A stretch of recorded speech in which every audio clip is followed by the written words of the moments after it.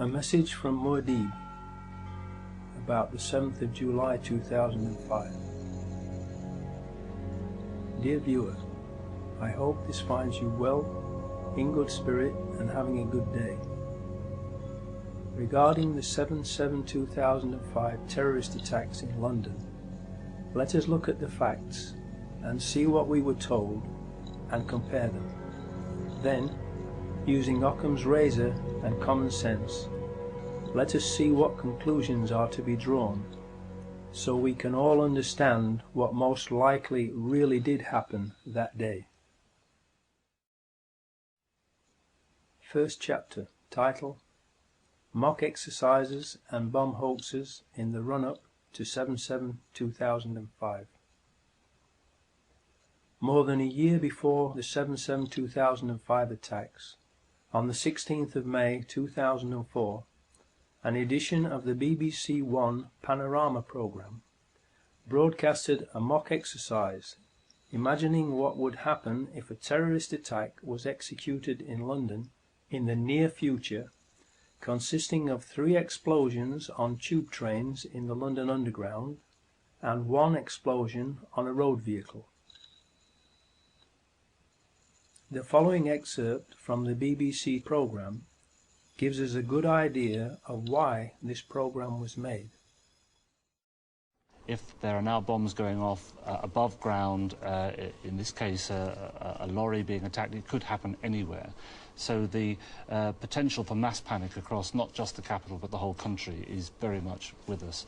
I think therefore we need to look at more serious measures. We do have reserve powers in effect to take over the BBC if we were to wish to, and to get them to broadcast whatever we wanted them to broadcast. Those powers are there in the Broadcasting Act. My advice to the Prime Minister would be not to use those, but I think we should be talking to the broadcasters about having the Prime Minister on the air very quickly. You wouldn't disagree with that, Michael, at all? No, I entirely agree that the Prime Minister should be out there, and we shouldn't be using the powers to bring in the BBC, but we should certainly be talking to the broadcasters about the way in which the coverage is going to be organised. Please note well that he said the coverage is going to be organised. In other words, he was saying that they would write the script for and then edit and control the media coverage of an event in which there were 3 explosions on London tube trains and 1 on a road vehicle, if such an event were to take place in the near future. The question that begs to be asked is this: was that what they were actually in the process of planning, and precisely the reason for that programme? This is the kind of terrorist attack the government repeatedly says is going to happen. We've been absolutely clear we can't guarantee that there will never be an attack. It's quite likely that they're planning one now. I am wondering about the purpose and effect of this very programme. This BBC Panorama programme appears to have been used by those behind the 7/7/2005 attack as the means by which the media's response to the attack in the near future was studied, so it could be controlled and directed towards their own ends. Mr. Price plays the bad cop and issues the threat of taking over control of the BBC, and then Mr. Portillo plays the good cop and says that there is no need to do that as long as the BBC behaves itself and broadcasts whatever they want them to. The good cop, bad cop scenario is just theatre, to deceive the viewer. The reality is that the BBC is a government propaganda machine and is already, and always has been, controlled and used by the government. The headlines at 9 o'clock. In the past hour, there have been 3 major explosions on the London Underground. The first occurred at 8:10 on the Piccadilly line between Knightsbridge and Hyde Park Corner. The second at 8:16 on the Central line between Tottenham Court Road and Oxford Circus. And the third at 8:27 as a train was arriving at Vauxhall Station from Stockwell on the Victoria line. Emergency services have been called to all three scenes. There are no reports available yet on the number of casualties, and the police have said that it's too early to identify a possible cause. London Underground is now closed, and the police are asking people not to travel. 350,000 people alone are making their way towards the City of London at this point.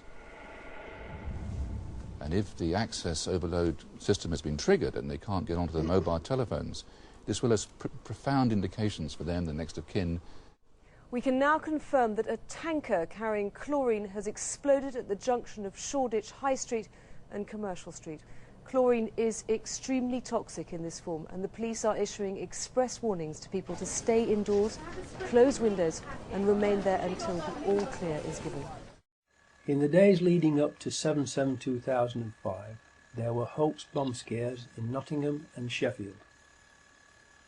Were these false alarm hoaxes meant not only to cause panic and confusion, but also to lull everyone into a false sense of security and into thinking that the initial reports in London on 7/7/2005 would also be false alarm hoaxes, so people would ignore them until it was too late?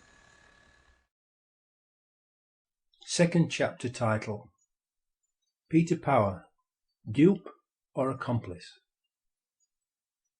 Then, on 7/7/2005, we were told on TV by Peter Power of Visor Consultants that they, and the private company employing them, who helped choose the scenario for it, were running a mock terrorist drill in the London Underground, with practically the same scenario as what actually really happened on that day.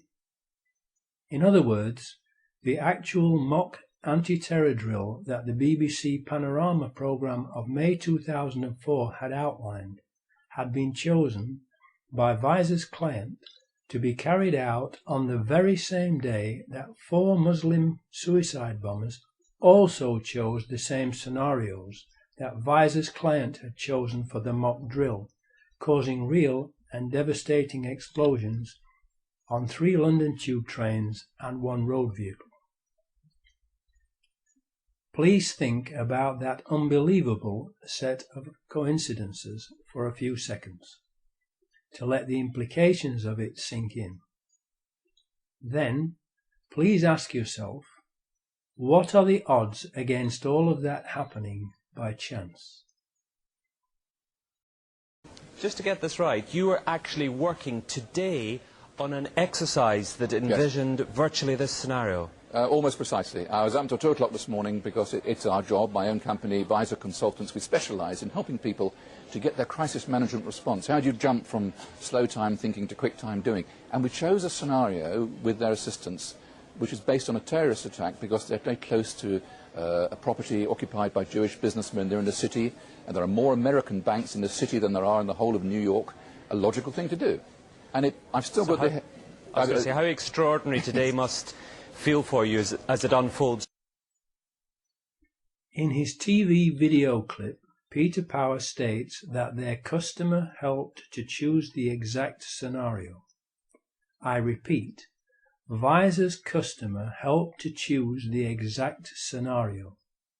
To this day, Peter Power refuses to publicly identify the customer who chose the exact scenario. Why? Footage of the third chapter title: Foreign Security Firms. Can they be trusted? Verint Systems is the security firm that is responsible for the CCTV surveillance cameras in the London Underground rail network, and it is an Israeli company with approximately 1,000 employees. No CCTV for Muslims boarding the tube trains has been released by Verint, who claim that their cameras were not working. Why? Because the 4 Muslims were not on the tube trains that blew up.